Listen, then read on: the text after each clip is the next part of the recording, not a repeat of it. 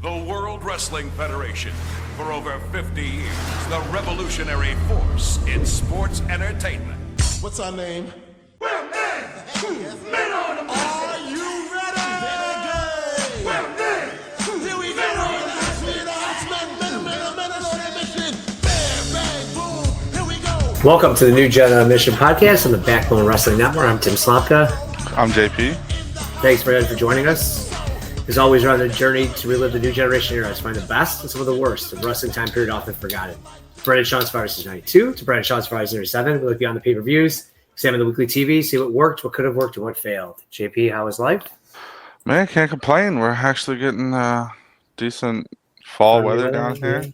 Yeah, it's supposed to be in the 30s There you next go. couple of days, so I'll take it. Yeah, the world's about to fall apart down there, I'm sure. Oh, yeah. I mean, these people don't know how to act when it gets in the 60s, so. Yeah. We got our first snow the year, which is kind of late for it a little bit. It's like usually get like a little dusting here and there. It's kind of dusting plus like overnight could be a foot or so. So everyone's freaking out. Well, I saw it snowing during the Bears game too. So yeah, but it was like a dust. Like you get that like a couple of times. Like it's kind of late for that now. Right, gotcha. Just like a little snow, but it's not really sticking. It's under they window. call that a wintry mix. It's like it wasn't even like raining though. So it's like you might have to do your do your windshield wipers once or twice, and then it's kind of off. So gotcha. But tonight's supposed to be the real like falling down. So we'll see. We'll be ready to go. The Bears won, so yeah, I mean, even better. They take years off my life every week, but I'll take it. It was so boring. We went to the game and it was with my kids. I was like, "This is so boring. Like, what are we doing here?" And then by the game, I'm like, "This is the greatest team ever."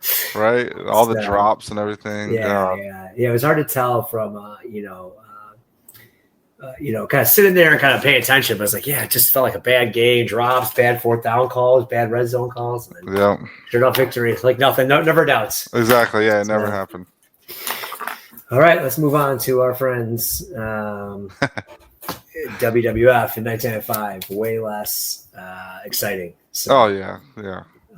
I got this. Is this the 7-3 or 7-2 Raw? 7-3. 7-3. All right. Yep. All right. It's taped back on the day after in your house. So last week was June 26th, and then this is the second taping. This is one of the beginning of these dreadful. And if you watch Wrestling War, like Warzone, it's like these 4 tapings. This is the beginning of it. So this same taping will go all the way to July 17th. So it's going to be a little brutal here for this taping, which is what we hear for the next year and a half. Maybe we'll see hear some good stuff come out of it still, but it's like I'm just looking at those notes and seeing like where's the next Raw, and it's like, oh man, it's not live for a month. It's just kind of beats you down a little bit. It's also one of the random ones they put on Netflix for whatever reason. Yeah, this one, which is weird. The non-live one too. Right. I'm so frustrated with that. Like they're like what they have on there and what they don't. And it seems like they spent more time trying to decide which ones to put on than they did just putting them on. Right. Like they clearly, some of them have like important moments, and then others like this one just don't. There's nothing to it that'd be like, yes, we need to have that on here, right? Like maybe there's something. I don't know. There's just like there is something like the night after WrestleMania. Okay, that makes sense. Like that's a marquee one with Sid churning or Shawn churning and Sid churning on him. Like that's a marquee moment. But like there's other ones you're like, why would this make it? So I just don't get why it's an episodic show. Why won't you just have the whole year or nothing? I don't get it. I don't know. Netflix. I mean, obviously, it's very smart. There's some reason behind it, but it's so annoying compared to what the original network was to what we got it now. It's light years behind. Exactly. So, all right. So, got this non-live taping. But we do show highlights of last week, the Raw with Jeff Jarrett, the Roadie, Shawn Michaels. On my notes here, it says it's just crazy how much they spend on Double J and Roadie. The first 6 minutes is all devoted to them. They're also going to debut the With My Baby Tonight music video, which we talked about last week. So like it's crazy. And then within a month, the guys are both gone. So it's like they waste a lot. Maybe not waste is the wrong word, but it's just like crazy. These guys were thought of as such a big part of the Fed for a while, and then they're just gone. we get 1, 2, 3 credit out to him. Like, this is the guy that I thought should have came out when they started last week with the Raw. Like, the crowd is so into him. It's Right. such a waste that he's not on pay-per-view more this time. We're kind of getting the end of 1, 2, 3 Kid. Like, he'll have a big SummerSlam feud, and then by the end of it, he's already heel. So this is kind of the end of his run. But guy wasted, like, not a Mania, not on a bunch of Rumbles, like, but every time the crowd is so into him, I can't believe how much he's over. With the crowds too, like, because this wasn't the era of like, oh, great in ring, yeah, right. Like, it started sneaking a little bit the Japan stuff, and WCW was going to get into it a little bit, but like, it still wasn't in ring product, right? And so I didn't think 1, 2, 3 Kid would translate, and he is, usually top 5 baby faces many times over. Like, he's so over, gets huge reaction. So good to kind of start with him, and then we get long. One in your house report. So like we talked about this last week, there's not much time in between these pay-per-views. So they gotta do a lot of stuff in here to get it. They include, talk about the Shawn challenge. They talk about the super kick that had knocked Jared out. Then they show the With My Baby Tonight a video, which is kind of weird to like spend all that time on it. But again, they don't have much time to build this pay-per-view, and they're not going to be live. So they kind of have to go off these like inset promos and things like that to kind of build up this pay-per-view that really happens like 4 weeks later. And the end of the start of Raw. Well, the pay-per-view is in Nashville, isn't it? Yeah. Right. So I mean, this is like Jarrett's like biggest moment so far in the company, and they're really pushing him. Even though they're only using him as a catalyst for Shawn pretty much, but they are building him up pretty good. Yeah. Which makes sense. Like, if you're gonna have this marquee kind of push for Shawn, you kind of want to have him beat somebody instead of just whoever the champion is. So I like that. I like the effort they're putting into Jerry, even though, like you said, it doesn't last long. Which they didn't know about, obviously. They didn't know, oh, yeah, he's going to jump ship. Like, obviously, right. Not done this. So I do give him a little bit. It's kind of crazy to me that, like, this kind of happens. Well, it is funny, though, because, we'll see later on, like another episode, that they do start foreshadowing the roadie stuff. Yes. Like just talking about how Jarrett's always hogging the spotlight and stuff. So I would be curious to see like what that would have looked like had he stuck around. But nevertheless, yeah. Then we get Bob Holly versus the Brooklyn Brawler in a squash match. Kind of weird because Bob Holly he's fallen into that category of like Adam Bomb and a couple other guys. Yeah, they just don't do anything. They do just squash matches, but they're kind of steadily featured. So I guess they're, in the back of your mind always, but they don't really do anything big. Then they replay the Adam Bomb and the Henry Godwin. They might as well just replay the whole damn match because it was only like 30 seconds, but they replay like the slop. The best of. Right.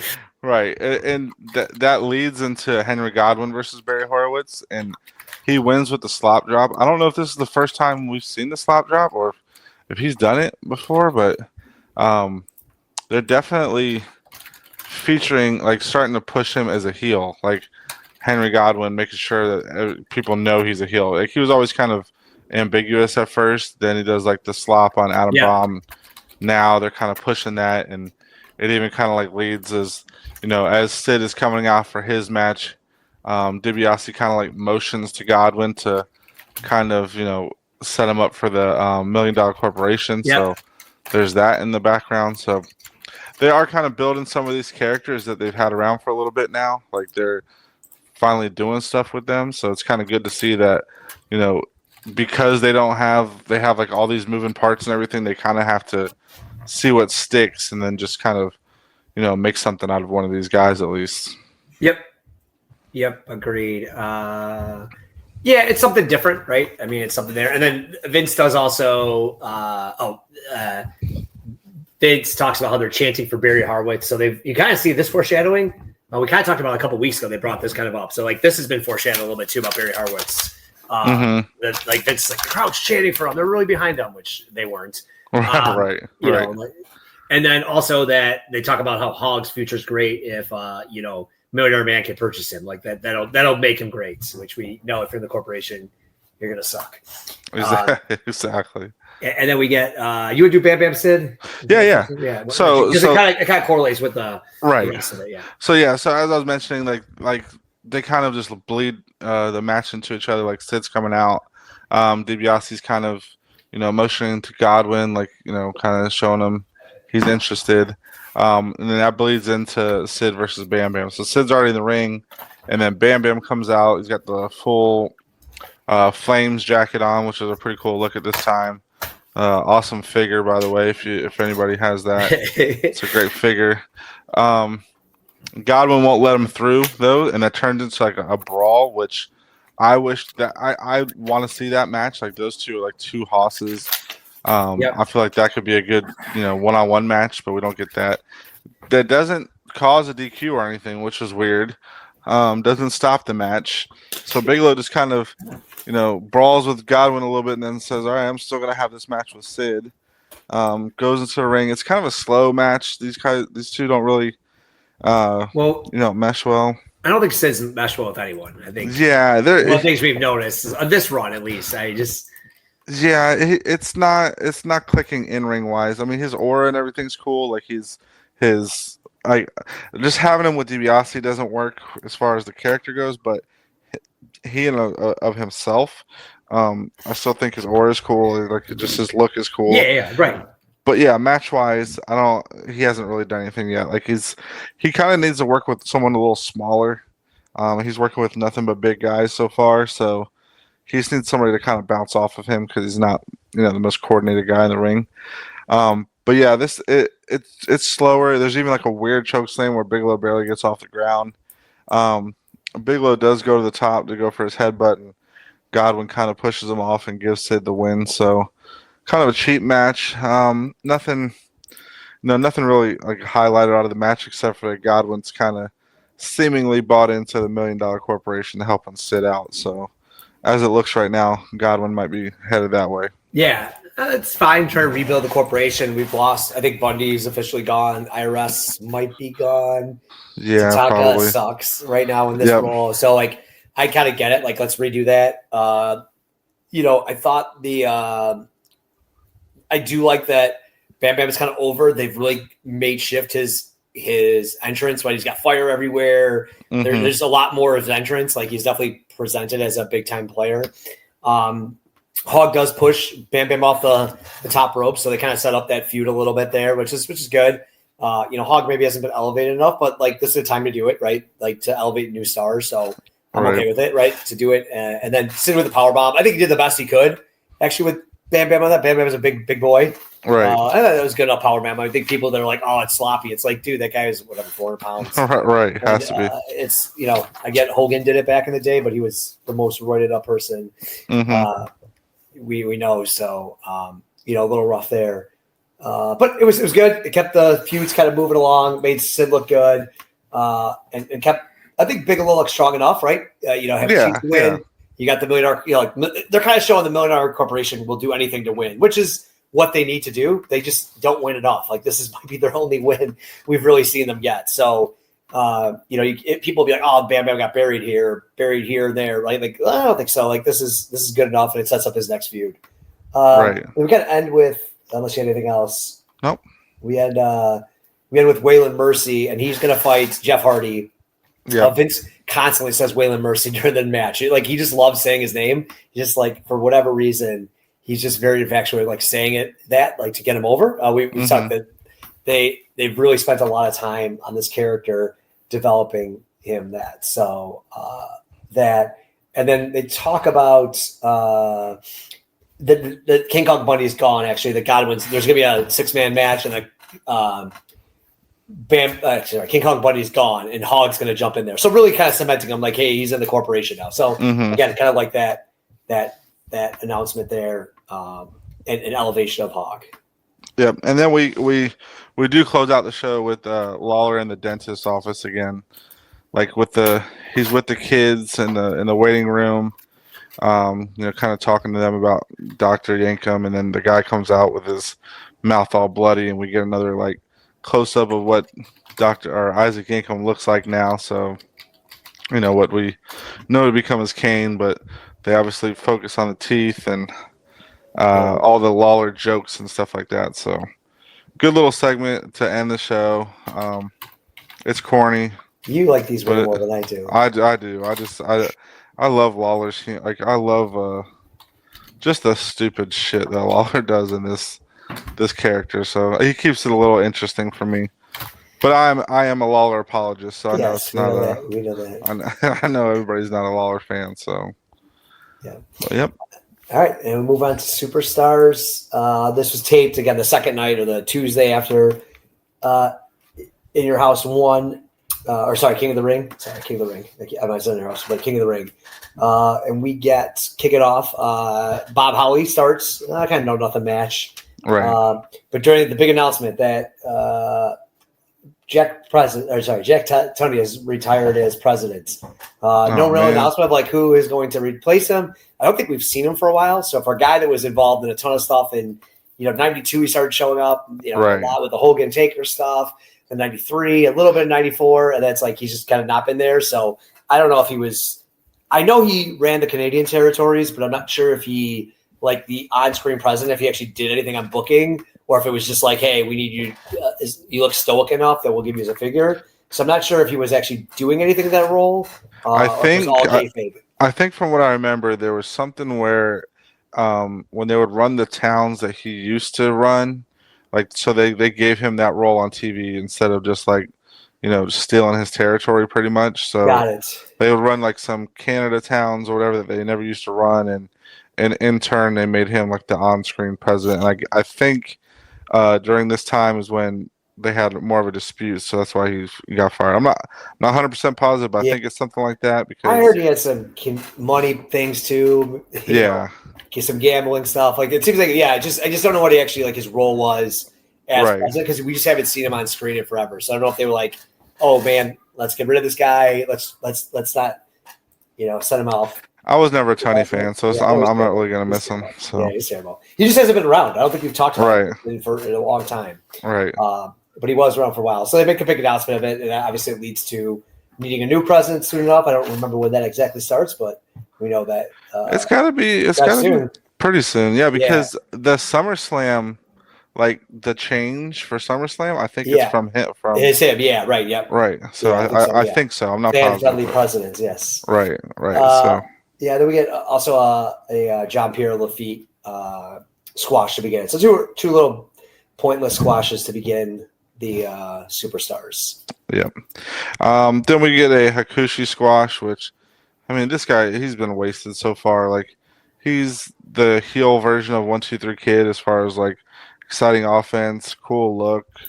Even has a manager. So like they've invested all this stuff. They're bringing him over from Japan. So I know that they got to be paying a good penny to, fly him over, that kind of thing. But they're just not really using him. They had him as like he had the hard hat again, so he's spent money on that. Right. So it's like they had him as the mercenary in the Bret Lawler feud. Now he's kind of seemed to fade away from that. I don't know. I know he gets, he has a pretty good match at SummerSlam, but other than that, I want to see what else he does. I don't think it's that much. They play with My Baby Tonight again, so they're obviously gonna, get their money's worth out of this one and run it into the ground. And then we get the main event of Superstars, which was Men on a Mission versus the Smoking Guns. And like when you think about it, these are the two like mainstay teams of this era. Like Men on a Mission kind of came right around the same time as the Smoking Guns did. So they've been they're the Rock and Roll Express, Midnight Express of this New Generation era. And I think that kind of tells you everything you need to know about the tag scene of this era. Mabel is not the worst wrestler in this ring, I think. Like I think I don't think Mo is either. Right.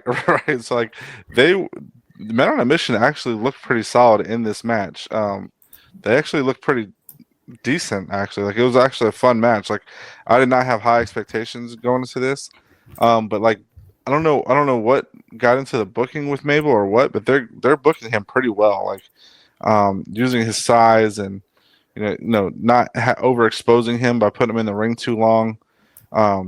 It was a pretty fun match actually. And then like Mabel slams into a distracted Billy at the end and kind of picks him up and does a slam for the win. So good tag team win. Smoking Guns are disposable, so they didn't hurt them taking a loss. So I actually thought this was a pretty decent main event for a otherwise slow superstars. Yeah, I just two other things before that that I had. They started announcing the Lumberjacks for the in-house report. Oh yeah. So they had a couple of Lumberjack, I think 5 so far. And then there's a Diesel interview where Vince says, "Hey, Big Daddy." He's definitely very much in a Diesel, just like top. And they said, "Hey, more Lumberjacks will be announced the next couple of weeks." And then on the missions, like they also talked about. I thought the beatdown was what I thought they could have beat them down a little more after the match, like, but they won clean as can be. Vince kind of made it seem like for some reason if Tony was around, the pinfall wouldn't count. I didn't quite understand that. Right. And then they do go back to Todd after that with the inner house, and now it's going to be Bam Bam and Hog at King of the Ring as well. So sorry, at Inner House 2. So nice there to kind of start building up the pay-per-view even more. As well. Yeah, I think like everybody shits on the King of the Ring and rightfully so, like after we watched it, but I don't think you can really shit on Mable as king. Like, No. The pay-per-view sucked, but they've actually been doing a pretty solid job of booking him so far, and he plays the role pretty well. So I'm kind of liking him as king, I guess. Yeah, nothing. I thought it was strong. They beat up a team that's a well-known team, which you didn't really see at this time. There wasn't much cheating, right? There's always like a little for the heels, right. But it wasn't like so over the top. They're like, okay, that was stupid. Like, they didn't really win. They definitely won clean, and Mabel looks strong. Maybe he's not maybe that's it. He's not a main eventer, but they've definitely increased his worth here. So I thought it was good. And then we had, I think, the same skits because my notes are a little off here that they had for.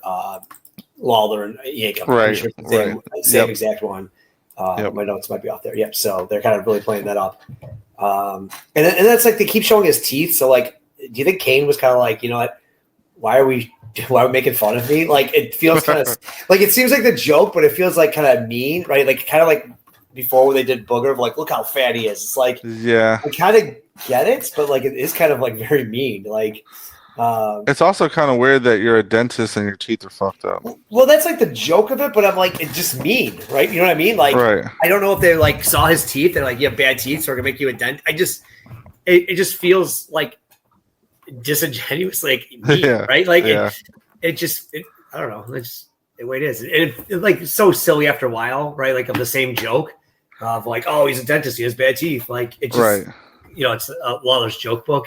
I think he does some good stuff in this feud. Lawler does, right? It's just kind of silly. So, anything else on that Superstars? No, I think we're good. All right, so we'll go back to the same taping, 626. You keep hearing me say that. I'm repetitive, but it keeps happening. This is 7/10 Raw, July 10. We get Rhodey out first to start it off. He's got Double J there, and this is where they start to talk about a little bit about Double J's in his corner, and Double J keeps talking about I'm the champion, like on the outside. Double J's so into his gimmick and so into being over the top. So I do like this thing. I do like that they're starting to show that thing, and I think it's probably needed, right? The Rhodey's kind of silly a little bit. The problem is he doesn't change his name later, so kind of silly. With that. And then I did have this note about, I think you called it, JP called it, and they have Double J meeting Buddy Lee. So they start re-showing all the footage of all the Double J's, thing of the Buddy Lee and the I forget, Ronnie P. and all these other ones, right? So they start re-showing them. Like you were talking about it last Man, time. I could when I watched this, for behind the scenes, I watched this earlier today. Before football, and I was like, holy shit, I was just talking about Ronnie P. Gossett and all that, and all of a sudden, like, it was like a fever dream. I'm like watching it, and I'm like, wait, is he back? And then I'm like, oh no, they're clipping to the old one, just to watching his like they just make you happy, just because they're like, you know what, we owe this to right. The first thing I saw, I was like, wait, can you see the future? Did he watch ahead? He said he didn't watch ahead. No, kind of feels like he did. I was blacked out when I watched this. I'm like, holy! I was like, is this about to be a whole ensemble in Nashville where everybody comes back? And it was good stuff. Like they are, and then they do play with my baby tonight again Yeah. after even doing that. So it's crazy to see how much they invest into Jarrett this The late. first 15 minutes of this Raw is all Jarrett. I Yeah. clocked it. It's 15 minutes to start with the commercials. Like that's even with commercials. That's 15 minutes with without commercials. So it's probably 20 minutes like real time is all Double J. Well, it's like crazy. you know Vince had to be extra pissed because of how far he's going. Yep. To push him, and then what happens. So that had to just piss him off even more. But yeah, it's weird. It's. I mean, I like it. I wish they would have done this sooner with Jarrett. I wish when he first came in, they would have kind of put this effort into it and kind of raised him up a little bit when he first came in. But it's cool to see now. But even then, I mean, they showed five or six different clips they spent money. I mean, money on, which they didn't do for other guys, right? Right. Like, like Mantaur Rock just showed up playing guitar. Like these are pretty, they're going to Vegas, they're going to Nashville. Like they spent some money on him, so it's definitely a guy. They gave him the title pretty quickly. Like the first year, he was pretty weak, right? Like Rumble '94, he looks kind of like a bum. But in '95, like they've really put some money into him. So I do think they did spend a lot of time with him. And I think he's been built up good. It's just, I think it's a lot that they don't do for other characters. Yeah, exactly. I mean, if you this is the kind of stuff they do for everybody nowadays. Like it's across the board, but yeah, nobody else is really getting this treatment right now. I mean, Diesel's not even getting this treatment right now. It's all good too. I think we liked it too. Then we get a Savio Vega squash. He's pretty over with the crowd still. Then we get a Sid interview. Well, it's not really a Sid interview because DiBiase talks the whole time, annoyingly. Yeah, I hate this. Like I hate that it's just DiBiase talking because he's run so his gimmick is tired. He's just doesn't have the same impact anymore. He brings the Sid's side of the Lumberjacks out, which is a lot of guys. Like it's a crazy amount of guys. I got the list. Do you want me to read the list? Yeah, okay. Go for it. I missed a guy and I couldn't find it because I was counting. There's supposed to be 15, but I got it wrong. This is the order they come out. And Sid and Vince both say this is the best money can buy. So let me know if you just say. So we'll start off the IRS. Maybe not the best buddy. Right. Tatanka, I don't know. OG. Oh, must be Hog. John Pierre, Eli and Jacob Blue, Radford. Where's he been? Haven't heard of him. Right. Mantaur, who amazing him. And even Million Dollar Man during the interview talks about how much he loves Mantaur's mooing, which I marked out for. Skip, Triple H, Big Sexy, Mo, and then Mable. They make a big deal out of Mable is coming out. So I thought, there's a couple bumps in there. The Blue Brothers haven't been seen in forever. There's probably some people missing from there, but I thought it was not overly bad. There's definitely some big guys in there, right? You're getting Hog, you're getting Mantaur, who's been treated as big. You get Triple H's we've seen a lot of. Kama's been pushed up the card, right? Beating Taker. So I think, it was okay. And even Iris and Tonka, well, they're not main event. They've been shown they've both been champions or near champion level. So fight it off. It wasn't as horrendous as you think. Like the Radford one's a little ridiculous, but that's a filler though. Yeah, that was a filler. But yeah, I thought overall not atrocious compared to some of the stuff we've seen in '95. So yeah. So so the whole purpose of this basically was, to kind of highlight the Lumberjacks and kind of pose a threat to Diesel, even though Sid was the one that was leaving. So the Lumberjacks should really be more in Diesel's favor. But just Sid kind of just screams at the end. I wish he would have done that, and DiBiase wouldn't have talked at all because I'm just not really into DiBiase at all anymore. But yeah, so solid stuff there. And then on the heels of that, we get the clip of Barry Horowitz beating Skip, and this was at Action Zone. Good. I want to see the fallout of this. Hopefully, we see more of the actual feud play out and Raw and Superstars, because I feel like these are the two perfect guys to do this kind of thing with. Yep. Skip's really arrogant, and he has Sonny, who's complaining and stuff like that. Yeah, and hot, and you want to listen to what she has to say, so he can show off, and you're kind of distracted. And then Barry Horowitz, to a guy who you just do not think of at all. Like they did it with a guy that we think of Barry Horowitz now because of this moment. But prior to that, he's a jobber. Like he's a straight jobber. Yep. doesn't beat anybody. You would have never, you'd have known his name as a jobber probably, but you'd have never known. Yeah, because he was anything out of there this. for so many years, but never really did anything. Barry Horowitz worked at the Target All like right. 20 minutes from me. Me and my friends saw Barry Horowitz working at Target like a couple years after this. Pretty wild shit. Like we even like tried to talk to him. We were scared to talk to him, but yeah. But this win didn't really do much for him financially. I guess is what I'm saying. So they always wasted it all on right drugs. And then he also tried to charge like he also tried to charge like $200 to have him on this very show. So that wasn't going to happen. That was not going to happen. Yeah, sorry, but this would have been his moment to have him on the show actually, and maybe we should try again. Say, hey, right. want to go down to $50? right. So yeah, it is another. We had With My Baby Tonight. It is another like landmark moment in the New Gen era. Yeah. I guess you could say. Yeah, maybe the biggest moments in Action Zone. I mean, I know the first couple episodes of Action Zone were good matches, but like nothing kind of happened. So this might be the highlight of Action Zone. Which is, again, probably the most memorable. Yeah, probably the most memorable moment of this. Well, I don't. Well, no, that was Livewire. Yeah, you're probably right. I was gonna say the Austin calling out Bret and stuff, but that was Livewire. So yeah, no, that's a good call. Which is also sad on Action Zone. Yeah, that is. It had so much potential because we even watched the first couple episodes, like, oh, this is great. Right. They're two marquee moments, right, and things, but it's just nothing comes of it. Exactly. Great, yeah, big moments, and I like it.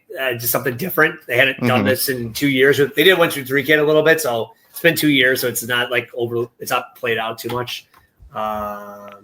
They also, what was I saying? Oh, because Shawn is on commentary, I think, for this one. Somehow he said something about Sonny, and I'm like, man, he is already banging her. There's something he says during the match. There was a weird thing somewhere Shawn said about on the Action Zone clip. Yeah, on the clip. Yeah, I forget what it was. But that was my notes. And then we get Triple H beats Matt Hardy. So it's crazy that the Hardy Boys are just all over these episodes as jobbers. They've kind of taken the place of Iron Mark Sharp and some of the other guys we haven't seen for a while. But kind of crazy they were this involved. I knew, like, everyone's always like, oh, they're the King of the Ring the one year, and Jeff faced someone, but like they're kind of all over these Raws. So they were definitely jobbers for a while. And then we get the kind of big tag match. We get I put Allied Powers versus the Loser Corp. Hog and Tatanka. So again, this is Henry Godwin subbing in for our friend Bundy. King Kong Bundy. Nice of elevating Hog. This is the main event. You got the LA Powers, who kind of haven't mentioned much. They've been talking about enough. We just probably missed it a little bit, but they're going to fight Yoko and Owen for the title in your house too. And it seems like they're going to win, right? Like the way they are positioning LA Powers of like, it's a lock of the year for that. The match is okay. It's kind of nothing, but it's kind of like a squash match. Again, it's weird that they put Hog in here when they just kind of win. Again, they don't even bring up Luger and Tatanka as this feud. Davey Boy Smith pins Tatanka. Wouldn't it make more sense that Luger would pin him and just kind of really kill off the field? But it's kind of okay because Godwin doesn't take the pinfall if you're trying to elevate him. But it's just kind of a nothing match. It doesn't really make sense. They could have built this up of like Luger still wants to, even though he's a tag team, still wants to get revenge on DiBiase, but it's just a nothing match. So I was just glad that they didn't have the British guy pin the Native American on the 4th of July, weekend. So that was just kind of good that they did that. They thought ahead of that. What did you think of the match? It was solid. Yeah. The Allied Powers, I still just would rather see them separate, so I just can't get into them. Yeah. But I'm kind of liking Henry Godwin right now. Tatanka's an afterthought.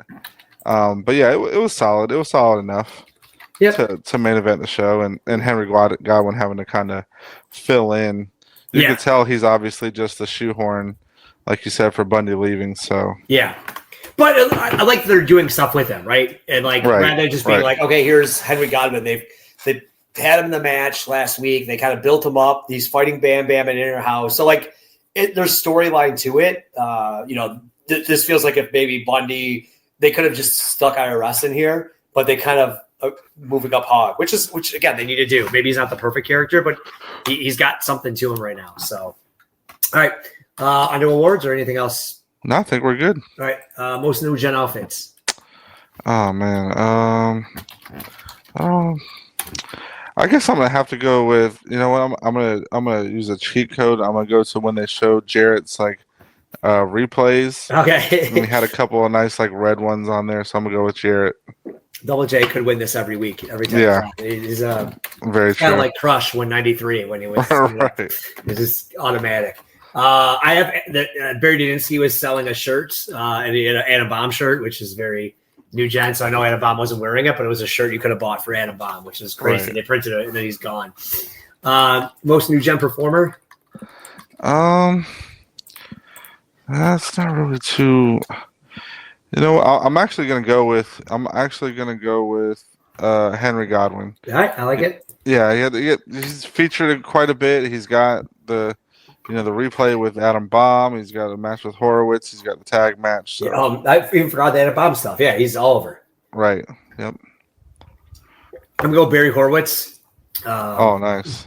That thing, his music's only to come. I don't know how we attacked the music, but it's over the top, ridiculous when his music starts. But it's something different, and I think it's a memorable moment that people will remember from this. Worst match or segments? There wasn't anything like too crazy, like bad. I guess I don't know. The Sid and Bam Bam match was a pretty bad mesh of styles. Yeah, I love Sid, so yeah, I'm gonna go with that. I agree. Yeah, the in ring for that was pretty rough. Right. The visuals of like the fight of Bam Bam before it, and Bam Bam getting pushed out by Hog and Sid winning in the powerbomb. But the actual in ring was pretty rough. I'm gonna go starting that one superstars with Bob Holly and John Pierre. Just bad guys little, going nowhere. Yeah, little run. Like to start off the show, like, hey, it's Saturday morning. I've waited all week. I just got to think about this. Like, you're waiting all week, and it's like Bob Holly, sweet. Okay, someone next has got to be great. It's like Jean Pierre Lafitte's like kind of worthless starting that way. Best match or segments? I'm actually gonna go with the Men on a Mission versus Smoking Guns. All right, I get. I'm gonna go with the lumberjack announcements. Bringing them out, look cool. Yeah, I did. That's always a cool thing, kind of like they do for Star Series and Rumble. It's like just showing the talents. Showcase. Showcase, yep. Anyone stock up? Stock up. I'm actually gonna go with Jarrett. Like he got so much featured on him, and they're pumping so much into him. So I'm gonna go the same thing because the amount of time, and I thought it was pretty well done. It's just crazy. No, like if you were to say someone like, "Hey, what happens next with Jarrett?" You're like, "Oh, he's probably fighting Diesel at SummerSlam, right?" Like exactly. Anyone stock down? There wasn't too much like or anybody trending in a bad direction, but I guess because he's just not doing anything different, I'm just gonna go with Hakushi for right now. Okay. I'll go with Tatanka. He was yours too. He seems to show up a lot here. Yeah, he's forgotten. He's forgotten. Kind of sad. The turn just went nowhere. Right. He's kind of the third, fourth man on the loser corporation, which is not a good corporation to be in. So, all right, we're moving along. We'll have a couple more before In Your House, and then we'll be at In Your House too. Pay-per-view. I don't know if I've ever sat and watched. Like, I think I've seen matches, but I don't know if like 2, 3, some of 4. I don't know if I ever sat and actually watched it. They're one of the video stores. You know what I mean? Like, so I'm not sure I actually watched this one. So I can't actually go into it. I've definitely seen the Shawn Jarrett match before, but I just don't. That's what I was gonna say. You've probably seen like I like In Your House 3 doesn't stand out too much to me. 4 was a really bad one. Yeah, so yeah, it's I've seen them, but it's been a long time, and I don't really remember much out of the marquee matches. So it'll be fun to kind of relive this build a little bit. Even though I was like geared into this, it was just a time where I wasn't buying all the pay-per-views. So it'll be fun to talk about it in a couple weeks. But we got a couple more Raws and Superstars to finalize. Got to meet the Lumberjacks of Diesel side next week. So so thanks everyone for listening to Radio Review, and we'll see you soon. Yes, sir.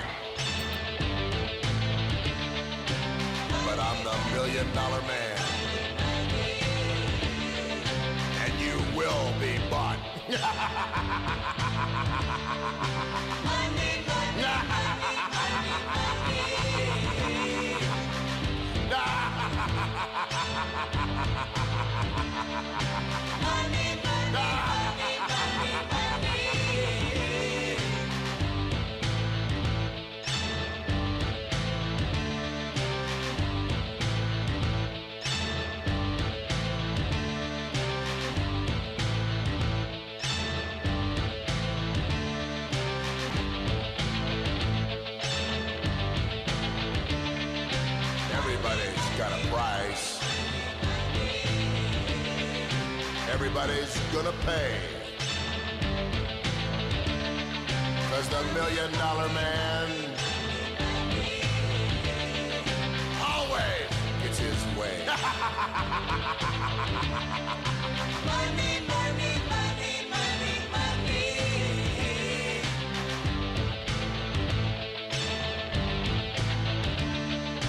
Some might cost a little. Some might cost a lot. But I'm the $1 Million Man. And you will be bought.